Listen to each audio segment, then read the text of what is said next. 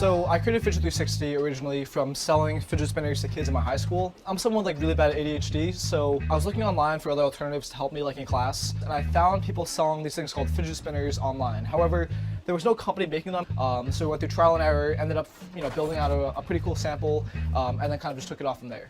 We started off with 3D printers in my high school, and then eventually ended up going to a factory just like this one. I can't say that fidget spinners were my favorite trend. It was like chickenpox. A couple kids had it. Before you knew it, they all had it. Last year, as our end of year trip, kid goes into a souvenir shop, spends $55 on fidget spinners, has no money for lunch. Confiscated so many of them, I have a whole drawer full that I auction off at the end of the school year. Wait, is this a test or like we're starting right now? Step one is to basically formulate the idea of what you want the spinner to look like. Put it in the printer will start printing. Once it's done printing, which takes about 45 minutes to an hour, then pop in bearings. You have working spinner.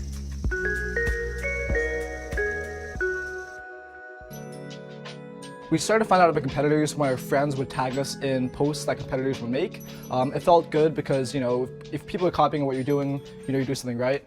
But at the same time, they are stealing away your customers, therefore forcing us to scale up production, scale up advertising, and scale up just doing well overall.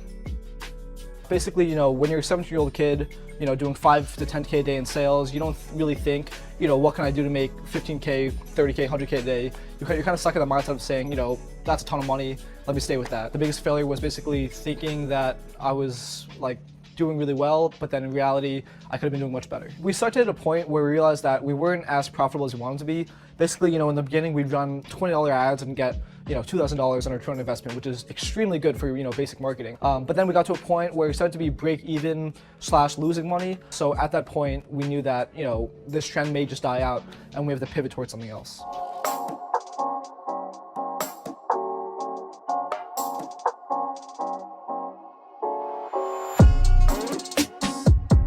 So here's me as a kid. I was a pretty big troublemaker. I always got in trouble a lot at school. So my parents, they raised me, they maybe take violin lessons, piano lessons, Chinese lessons. I just didn't find it appealing, I didn't find it fulfilling. And because of that, I always wanted to kind of be a troublemaker. So I'm about to show you guys some emails that my teacher emailed my parents while I was building out my company Fidget.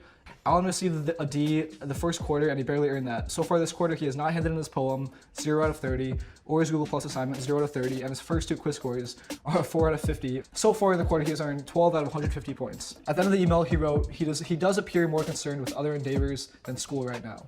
Keep in mind, that was during Fidget, right? When I was doing, thousands of dollars a day in sales. So basically my mindset was, why would I write a poem and waste 2 hours of my day trying to write this, BS poem when I could literally be fulfilling orders and making money?